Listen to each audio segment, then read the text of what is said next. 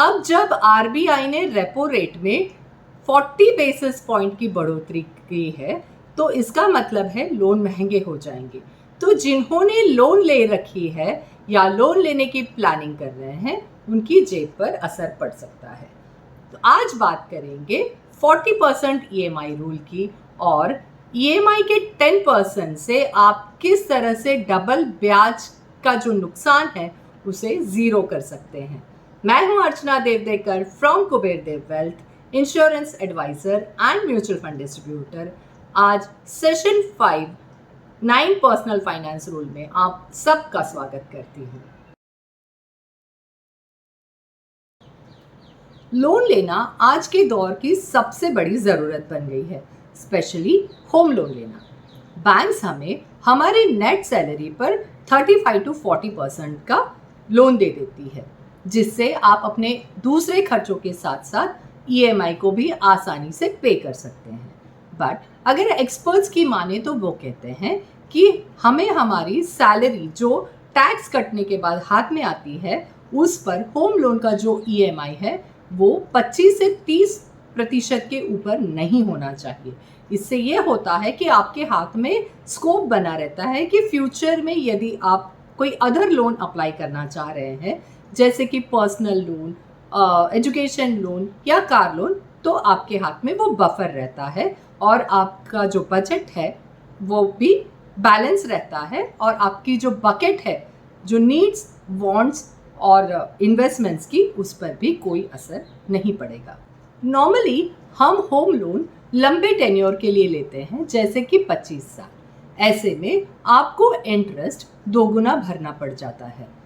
इससे बचने के लिए एक्सपर्ट्स हमें टेन्योर कम करने की सलाह देते हैं, पर इसका सीधा सीधा असर हमारी ईएमआई पे पड़ता है। अगर आप टेन्योर कम कर देंगे तो ईएमआई ज़्यादा आएगा।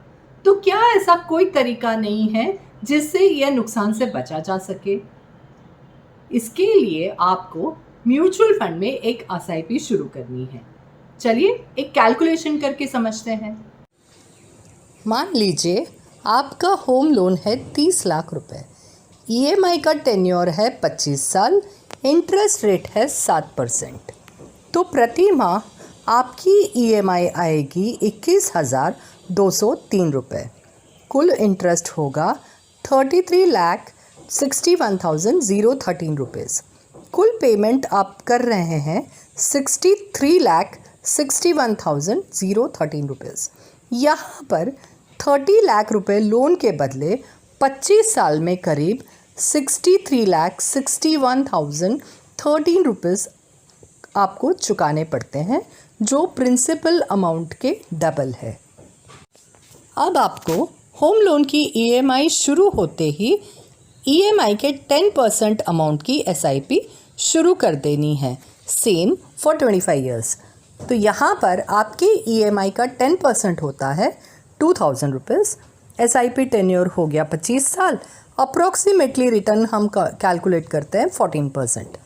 आपकी निवेश की गई रकम हो जाएगी 6 लाख रुपए और एसआईपी की कुल वैल्यू हो जाएगी 46,95,905 लाख रुपीज़। बात याद रखें, म्यूचुअल फंड निवेश बाजार जोखिम के अधीन है।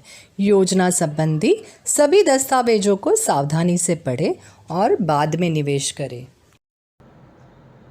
यहाँ पर आप 30 लाख के लोन के बदले 25 साल में बैंक को डबल इंटरेस्ट पे करते हैं।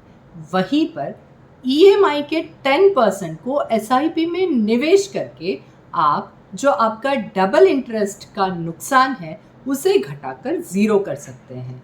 तो जैसे ही आप लोन के लिए अप्लाई करें वैसे ही आप एसआईपी का डोज ज़रूर लें। यदि आपको यह वीडियो पसंद आया है तो लाइक, शेयर और सब्सक्राइब ज़रूर करें।